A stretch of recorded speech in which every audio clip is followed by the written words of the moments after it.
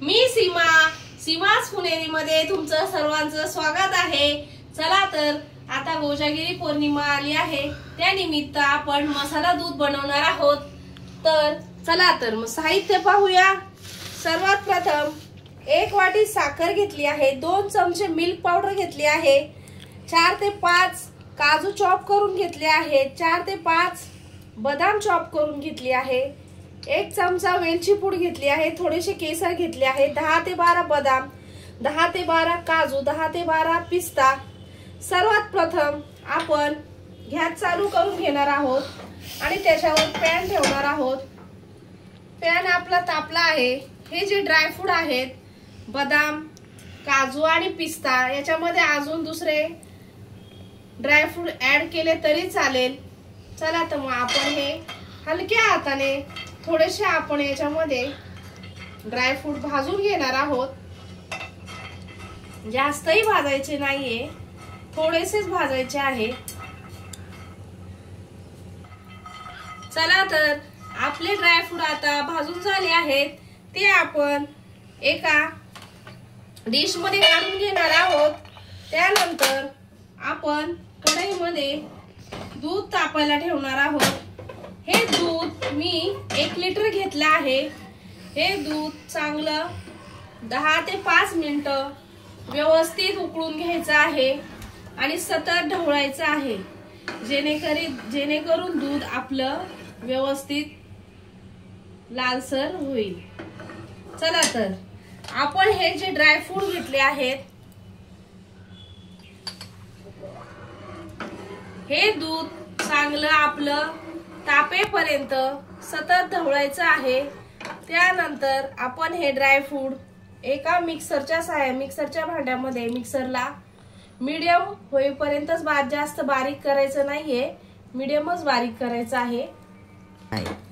या प्रकारे आपण हे ड्रायफ्रूट बारीक करून घेतले आहे। पाहू शकता, असे जरा मीडियमच वाटून घ्यायचे आहे, जास्त बारीकही नाही आणि जास्त मोठेही नाही। चला तर आपण आपलं दूध पाहू शकता छान तापलं आहे। चमच्याच्या साहाय्याने 2 ते 5 मिनिटं सतत दूध ढवळायचं आहे। आता सर्वात प्रथम आपण त्याच्यात केसर टाकणार आहोत। केसर टाकल्यावर आपल्या मसाला दुधाला छानसा असा कलर येतो।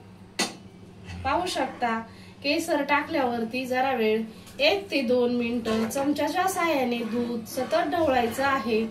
नंतर त्याच्यामध्ये आपण जी साखर घेतली आहे, ती साखर ऍड करणार आहोत। आता आपण त्याच्यामध्ये वेलची पूड 1 चमचा टाकणार आहोत आणि जे ड्रायफ्रूट आपण जे बारीक करून घेतलेले आहे मिक्सरच्या साहाय्याने, ते आपण 2 ते 3 चमचे टाकणार आहोत। 1 लिटर दूध आहे, त्याच्यामुळे मी 3च टाकले आहे, 3 चमचे। आता हे छानसं आपल्याला व्यवस्थित उकळून घ्यायचं आहे। नंतर आपण त्याच्यामध्ये 2 चमचे मी मिल्क पावडर घेतली आहे। मिल्क पावडर टाकल्यामुळे आपल्या दुधाला चांगला दाटपणा येतो, घट्टपणा येतो आणि दूधही छान लागतं। तर 2 चमचे मी मिल्क पावडर टाकले आहे। चला तर मग आपण ही मिल्क पावडर टाकल्यावर सतत दूध ढवळत राहायचं आहे 2 ते 3 मिनिटं। पाहू शकता आपलं दूध छानसं उकळलं आहे। आता आपण त्याच्यामध्ये जे काजूचे आणि बदामाचे काप टाकले आहेत, जे काजू आणि बदाम चॉप करून घेतले होते ते टाकले आहेत। त्याने छानसं दाताखाली आपल्याला फ्लेवर येतो, चांगल्यावर चावल्यावरती छानसं, खायलाही छान, सुगंध छान येतो दुधाचा आणि प्यायलाही दूध खूप छान स्मेल येतो। चला तर आपला आता मसाला दूध तयार आहे। आपण गॅस बंद करूया आणि दूध काढून घेऊया।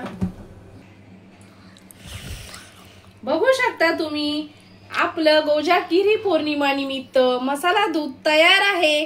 तुम्ही एकदा नक्की घरी ट्राय करून बघा। मसाला दूध खूप छान होतं। जर तुम्हाला माझी मसाला दुधाची रेसिपी आवडली असेल तर चॅनलला लाईक करा, सबस्क्राईब करा, शेअर करा. धन्यवाद.